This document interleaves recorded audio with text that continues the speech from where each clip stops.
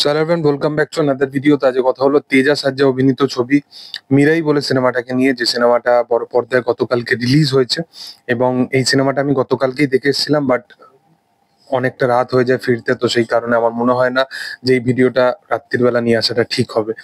তো মিরাই, যেটা যারা তেজা সাজ্জার অভিনীত হনুমান সিনেমাটা দেখেছো তারা বুঝতে পারবে যে মিরাইয়ের স্কেলটা কতটা লেভেল আপ হবে।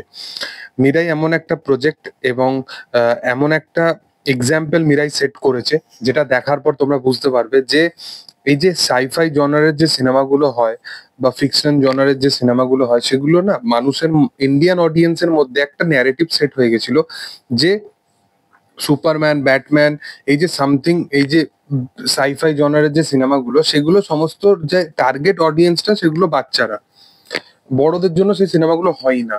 এবং সেখানে যদি কাইন্ড অফ ইন্টিমেট সিন যদি তারা দেখতে পায়, তো সেখানে মনে করবে যে এগুলো কেন। তো ইন্ডিয়াতে এই রকম ন্যারেটিভের যে সমস্ত সিনেমাগুলোকে বানানো হয়েছে, সেখানে কিন্তু ইন্টিমেট সিন বা এইগুলো বেশি হয়নি, কারণ এগুলো থিঙ্কিং এইরকমই ছিল যে এগুলো অ্যাকচুয়ালি বাচ্চাদেরকে নিয়ে বানানো। বাট ইন্ডিয়াননেস ব্যাপারটা যদি প্রপার, যদি তুমি কাউকে কপি না করে তোমার নিজের যে আহ ধর্ম আছে, তোমার নিজের যে হিস্ট্রি আছে, সেইগুলোর ওপর তুমি সেইগুলোর এক্সিস্টেন্সকে মাথায় রেখে কোথাও গিয়ে তুমি যদি একটা ভালো সাইফাই ফিল্ম বানাও এবং সেখানে একটা ইন্ডিয়াননেস ব্যাপার থাকে, তাহলে তোমার দরকারই পড়বে না অন্য কোনো ইন্ডাস্ট্রি বা অন্য কোনো সাইফাই জনারের সিনেমাকে কপি করার। তো মিরাই, হনুমান, এই সিনেমাগুলো হচ্ছে পার্টিকুলার সেই রকম কাইন্ড অফ সিনেমা, যেগুলো একটা পার্টিকুলার এক্সাম্পল সেট করছে বলিউডের জন্য, যারা সিনেমা বানাতে ভুলে গেছে। তো বা অন্যান্য আরো অনেক বড় বড় ইন্ডাস্ট্রির জন্য, যে তাদেরকে নিজের যেটা আছে সেই জিনিসের বা সেই এক্সিস্টেন্সের ওপর সিনেমা যেন বানানো শুরু হয়।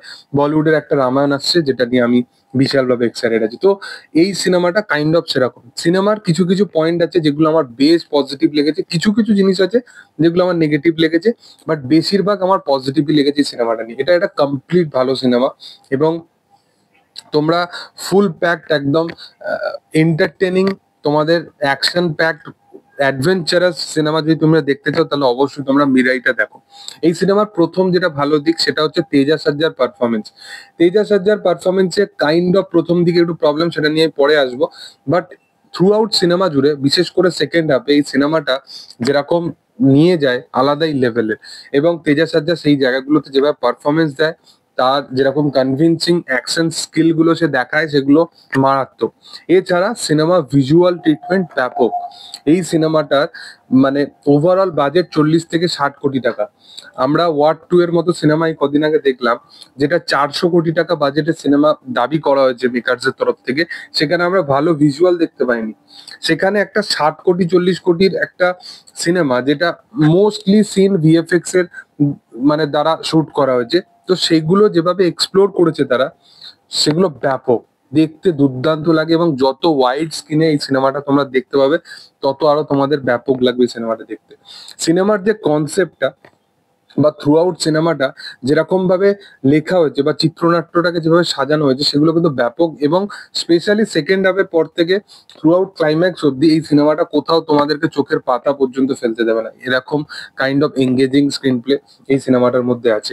এছাড়া এই সিনেমাটা যে একটা অ্যাডভেঞ্চারাস জার্নি এবং কিছু কিছু ভগবানের রেফারেন্স যেগুলো রাখা হয়, সেগুলো সত্যি গুজবাম্প জেনারেট করতে পারে। সিনেমার ব্যাকগ্রাউন্ড স্কোর এম কিরওয়ানি দিয়েছে, যেটা কিন্তু সত্যি শোনার মতো। এবং ব্যাকগ্রাউন্ড স্কোর এই সিনেমার প্রত্যেকটা সিনকে আরো এনহ্যান্স করে দেয়, তো দেখতে দুর্দান্ত লাগে।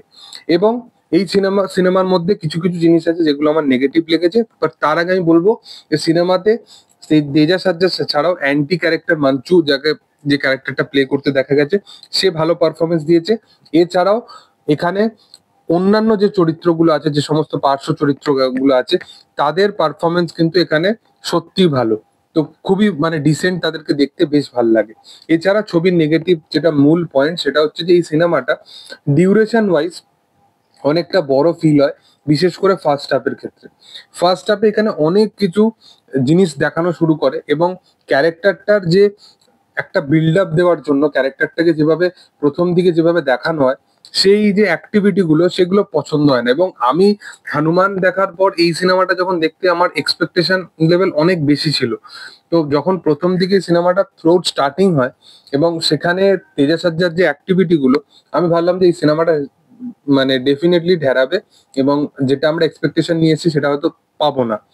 বাট যেখান থেকে সিনেমাটা অ্যাকচুয়ালি একটা বলতে পারো পিক আপ মুভমেন্ট নেয়, সেখান থেকে আলাদাই লেভেলের ওই পিক আপটা আরোই বাড়তে থাকে এবং দুর্দান্ত সিনেমার ভিজুয়াল লেভেলে খুবই ভালো, আমি তোমাদেরকে বললাম।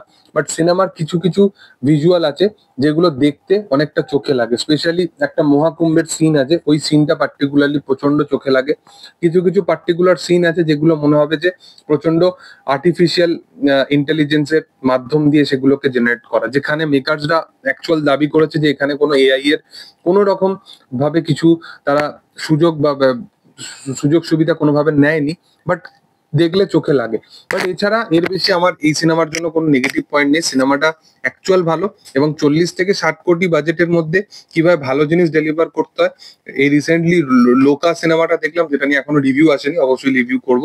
এবং এরপরে এই সিনেমাটা, তো সাউথ এই যে বেঞ্চমার্ক গুলো সেট করে, এবং সাউথ এতদিন যে মাস সিনেমাগুলো বানাতো সেগুলো কোথাও গিয়ে তারা বলিউড এবার থেকে এক্সপ্লোর করার চেষ্টা করেছে।